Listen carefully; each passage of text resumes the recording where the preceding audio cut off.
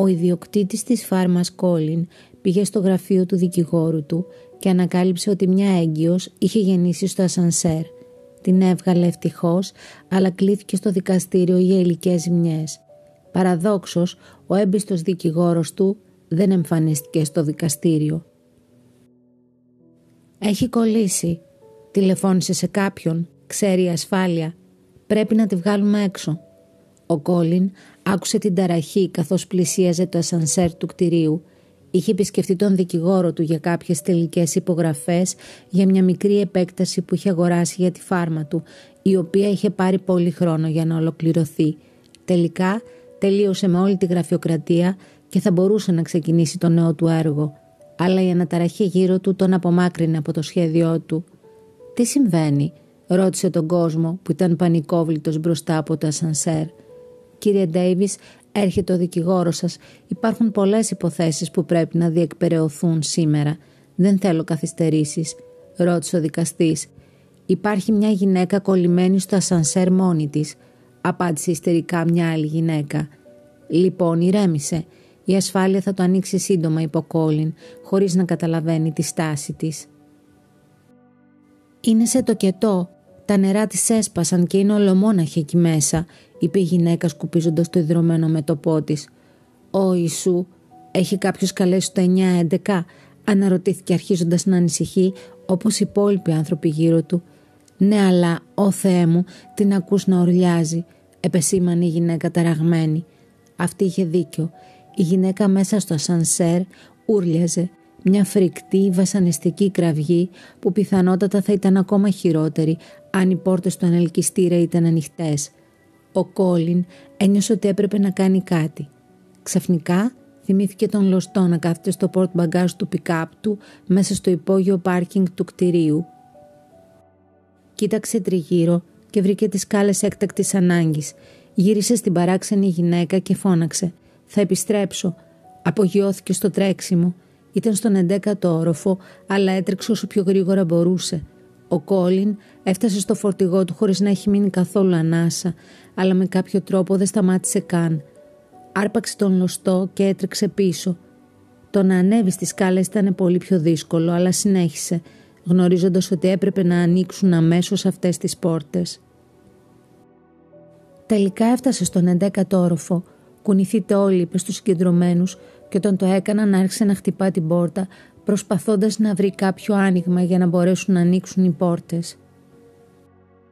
«Βοήθησέ με», του ούρλιαξε ξανά από μέσα από το ασανσέρ η γυναίκα, όταν ο λωστός του χώρισε ελαφρά τις πόρτες. Οι άντρες έβαλαν τα χέρια τους στη σχισμή και τράβηξαν μέχρι που τελικά οι πόρτες άνοιξαν. Η γυναίκα στριφογύριζε στο πάτωμα και ήταν ένα ολόκληρο χάος που κανείς εκεί δεν ήταν έτοιμος να χειριστεί, εκτός από κάποιες άλλες γυναίκες που έσπευσαν κοντά της. «Να την πάμε κάτω», ρώτησε ο Κόλιν με το στήθος του να κινείται γρήγορα καθώς προσπαθούσε να συνέλθει από τις τεράστιες προσπάθειές του. «Δεν νομίζω ότι μπορούμε να την κουνήσουμε», είπε κάποιος. «Ας περιμένουμε τους γιατρούς». Ευτυχώς έφτασαν λίγα δευτερόλεπτα αργότερα από τις σκάλες έκτακτης ανάγκης και έκαναν τη δουλειά τους. Έβαλαν τη γυναίκα στον γκαράζ και έτρεξαν έξω. Ο Κόλιν τους ακολούθησε για την περίπτωση που χρειάζονταν βοήθεια και είδε καθώς τοποθετούσαν τη γυναίκα στο ασθενοφόρο. «Ευχαριστώ», του έτριξε αδύναμα καθώς οι πόρτες έκλεισαν και το ασθενοφόρο απογειώθηκε. Ο Κόλιν στάθηκε εκεί αναπνέοντας βαριά για πολλή ώρα και μετά πήγε στο φορτηγό του. Ήλπιζε ότι όλα θα πήγαιναν καλά, αλλά μάλλον δεν θα το μάθαινε ποτέ. «Σε σέρβιραν», είπε ένας άγνωστος στον Κόλιν. Του έδωσε έναν φάκελο και έφυγε.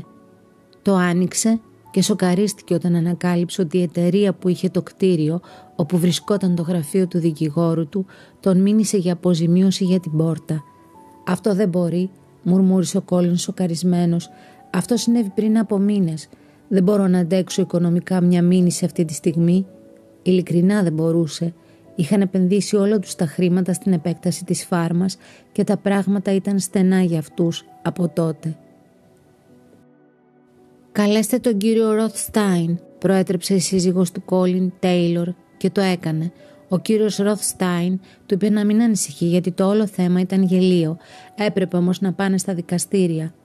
«Πού είναι ο κύριος Rothstein?»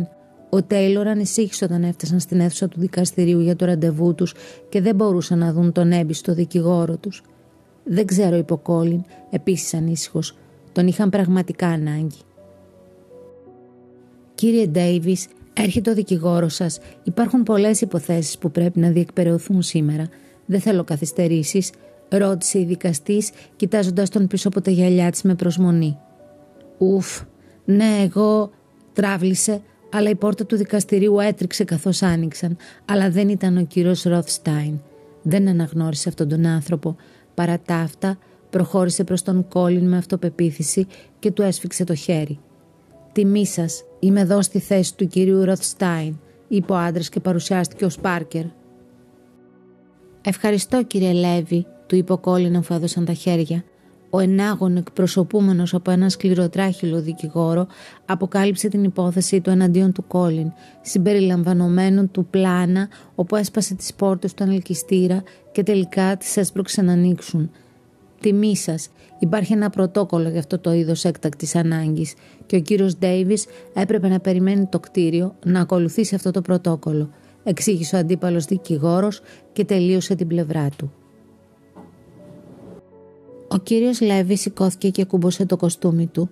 Ο κύριος Φρίντμαν βολικά παρέλειψε να αναφέρει την έγκυο γυναίκα που γέννησε μέσα στο σανσέρ και ούρλιαζε από τον πόνο. Οι υπηρεσίες έκτακτης ανάγκης είχαν κληθεί, αλλά τίποτα δεν συνέβαινε και πολλοί άνθρωποι άκουσαν τις κραυγές της. Άρχισε. Ο Κόλιν μπορούσε να πει ότι ο δικαστής άκουγε με προσοχή. Ο κύριος Ντέιβις έτρεξε 11 ορόφους μέχρι το αυτοκίνητό του και ανέβηκε ξανά για να σώσει αυτή τη γυναίκα και το παιδί της. Κάτι που έκανε, αποκάλυψε ο κύριος Λέβη, δείχνοντας στο δικαστήριο αρκετές φωτογραφίες, καθώς έβγαζαν τη γυναίκα από τα σανσέρ.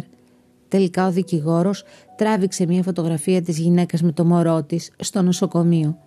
Ο κατηγορούμενος έκανε το αστικό του καθήκον να βοηθήσει μια γυναίκα που πονούσε.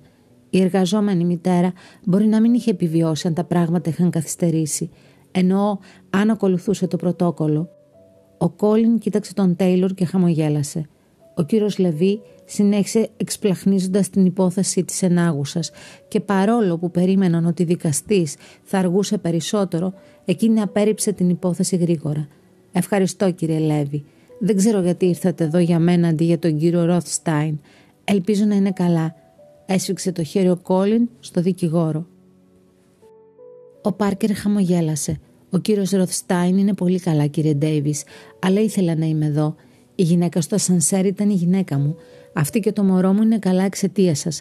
Σας χρωστάω μεγάλη χάρη», αποκάλυψε ο δικηγόρος, συγκλονίζοντας τον Κόλιν και τον Τέιλορ.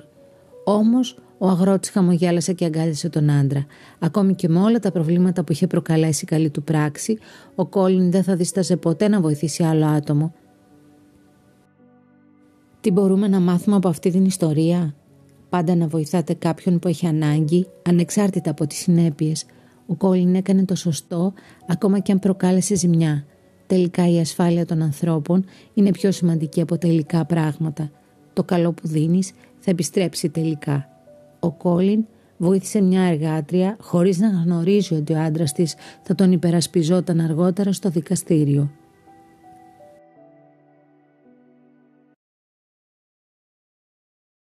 Κάντε μια εγγραφή αν σας άρεσε το βίντεο.